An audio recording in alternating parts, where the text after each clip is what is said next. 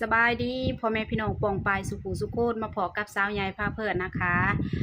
มื้อนี้นะคะมาพอกับสองสาวใหญ่พาเพิ่นมื้อนะคะมื้อนี้เฮาก็มาเฮ็ดกับข้าวนะคะเฮ็ดกับข้าวกับปลานะคะ ตอนแรกกินข้าวแรงนำกันเด้อนะคะก็เฮ็ดอันนั้นเฮ็ดต้มสัวไก่ค่ะต้มสัวไก่ไปเบิ่งนำกันค่ะ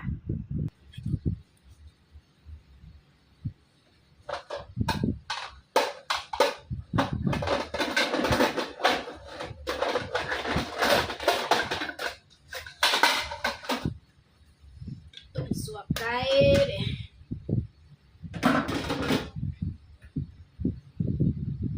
เอาสิเอาไก่ตักไก่มาสีมันหอดีเป็นตอนใหญ่ทุกคนเอ้ยแสบคัก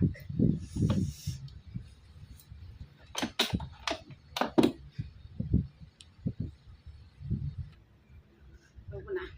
ไก่ครึ่งโตซื้อมาจากตลาด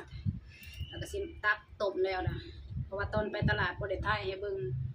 บ่มีคนนั้นแบบว่ามันยากจับกล่องจับอีหยังก็โอ้ยทุกคนเลยเพราะว่าถ่ายคลิปกับผู้เดียวอะนะ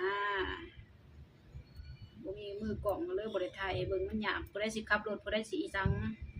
ก็เลยว่ามาฮอดห้องแล้วจังอันนี้ฮอดอีหลีไก่แม่ไข่หอนดีๆทุกคนเลย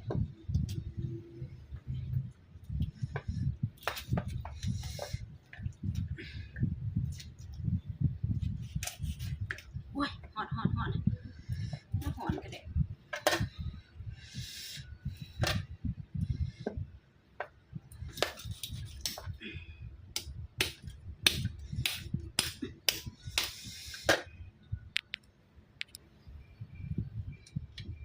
ฮักมันจังสิ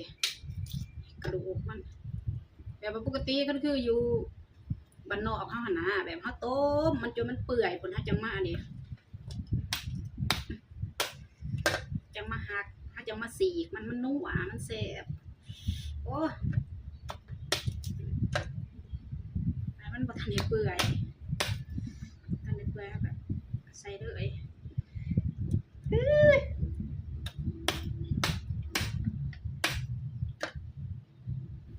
ยามันนะสีตอนสีเป็นตอนเนี่ยสีมันจังแสบ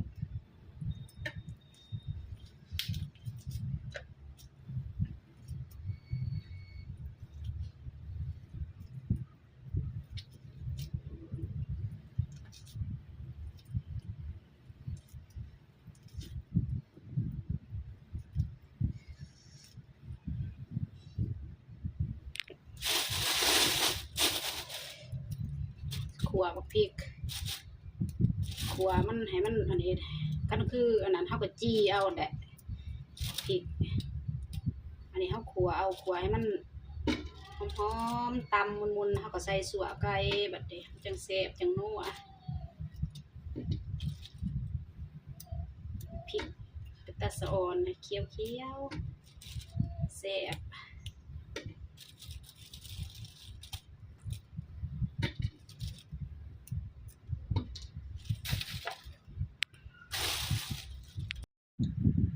เอาพริก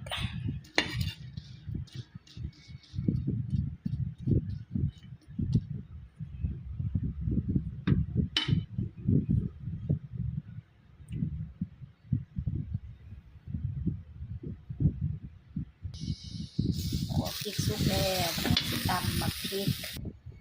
มาต้มไก่ต่อเด็ดสิปรุงมาเนี่ยเขาก็สิมาตำแจ่ว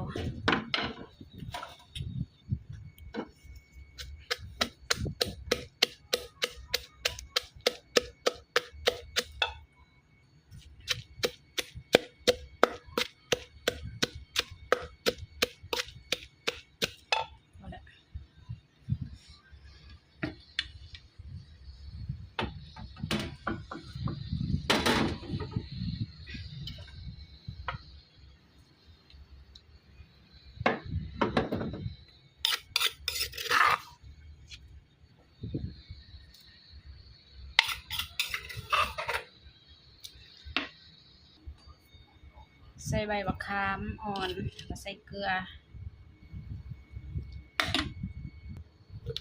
ใส่เป็นนัวอีกใส่แซ่บหลายแล้วพดแล้วต้มไก่เฮานี่ต้มสัวไก่หอมเพราะท่านได้ใส่ผักหอมด้วยเนี่ยต้มใส่ใบบักขามต้มสัวไก่ใส่ใบบักขามอ่อน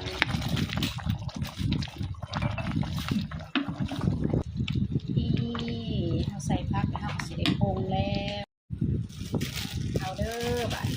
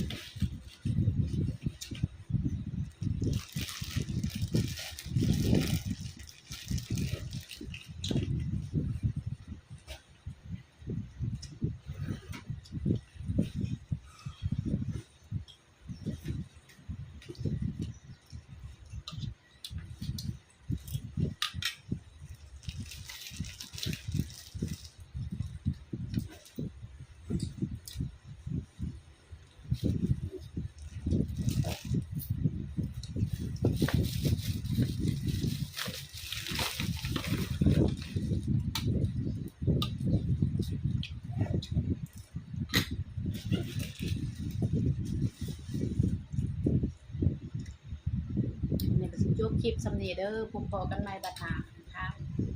สำหรับคลิปนี้นะคะบ๊ายบาย